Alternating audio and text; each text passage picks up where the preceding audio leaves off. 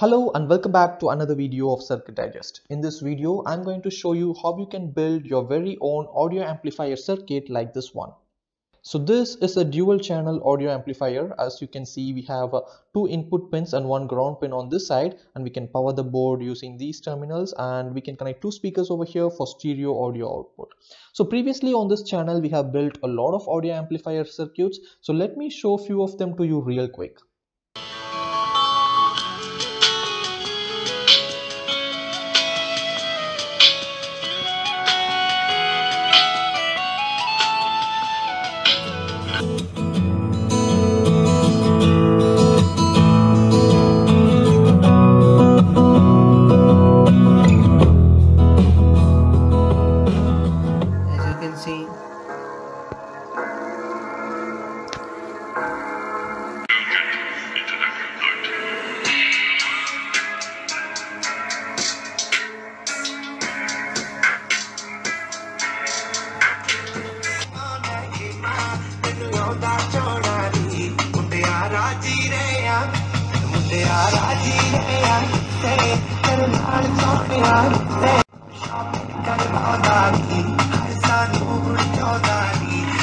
If you're interested in any of those circuits, I will leave the link for them at the description of this video. That being said, let's get into this video where we will be using the TDA2822M, a famous audio amplifier IC, to build a very simple audio amplifier like this one. So let's get started.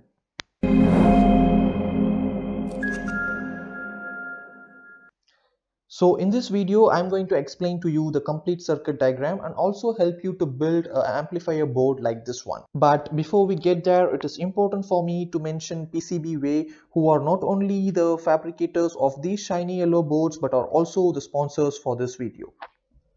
PCBWay provides high quality and cost-effective PCB prototype and fabrication services. They are well equipped to handle standard and advanced PCB designs and can also provide SMD stencil and PCB assembly services. They are known for their shorter lead time and customer service and also support the maker community. So do consider giving them a try for your next PCB. So coming back to our project, let's start the explanation with the circuit diagram over here. So the most important component here is the TDA2822, which is a stereo dual channel audio amplifier, meaning it can take two audio inputs and can power two speakers simultaneously. Now I'll show you how the entire circuit is constructed over here. So the circuit diagram is built on top of a PCB, as you can see here, and this is the TDA2822 IC, which is shown over here. So as you can see from this side, let me clear this out.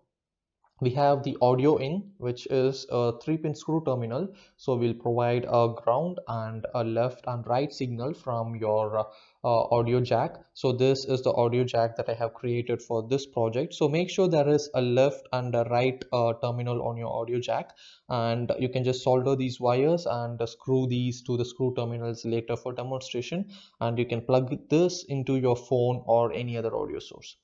And then we have two potentiometers here, which is used to control the volume as shown here. And then we have a small jumper setup over here, which is used to change between dual channel and single channel.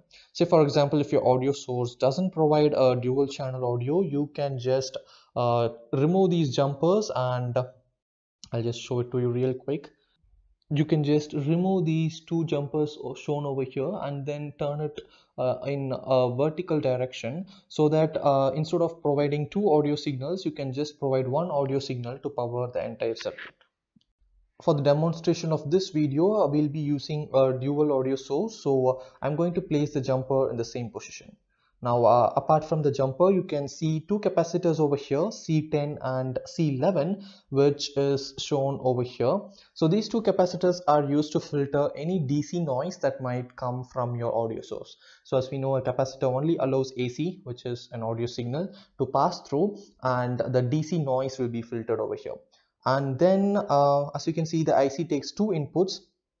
IN1 has plus and minus, and IN2 also has plus and minus. So the positive side is connected to the actual signal and the negative side is grounded through filter capacitors C1 and C3, which you can see over here.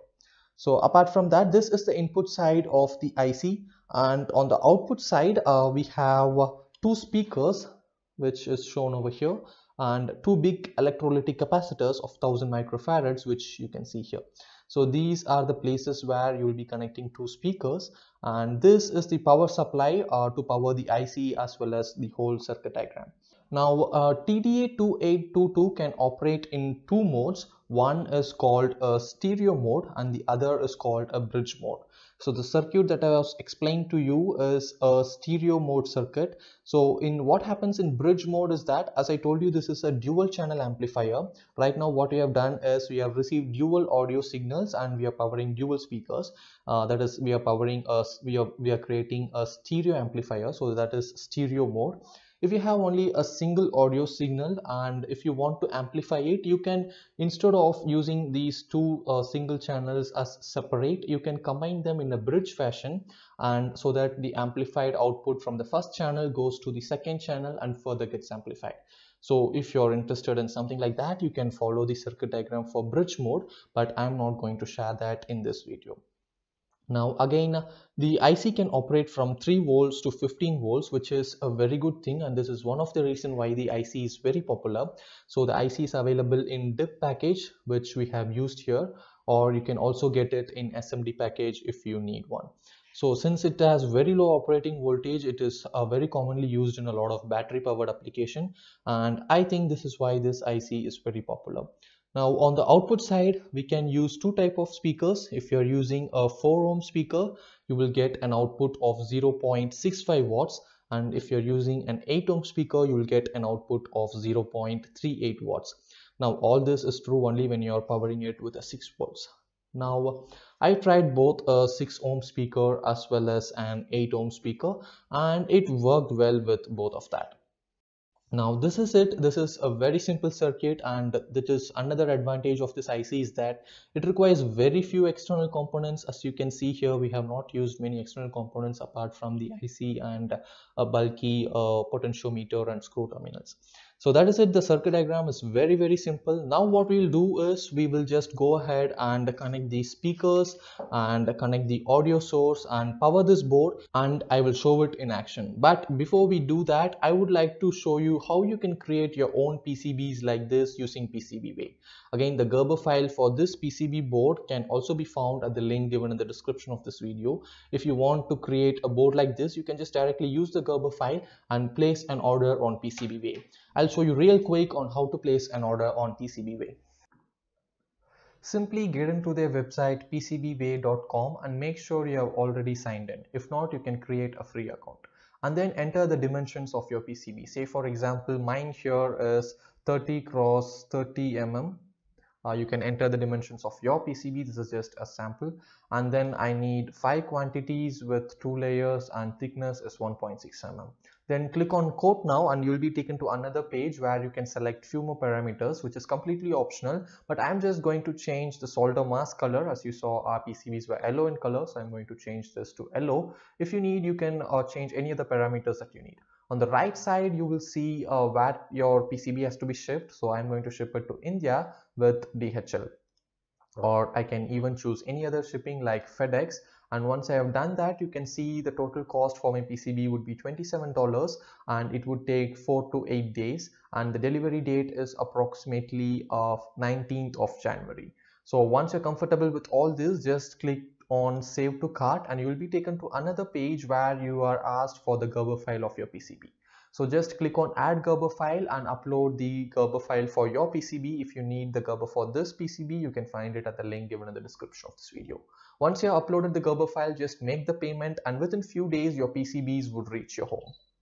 As you can see, the quality of these PCBs are really good. The wires, the tracks, everything is neatly done. So all you have to do is procure the right components and start assembling it. So once you have assembled the board, you should get something very similar to this.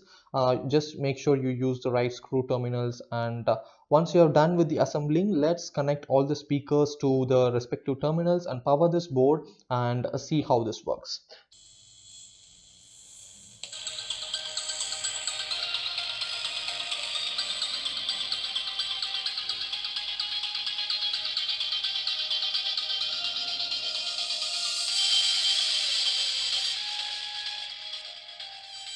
that is it guys. This is how you can build a very simple audio amplifier. Thanks for watching. Have a nice day.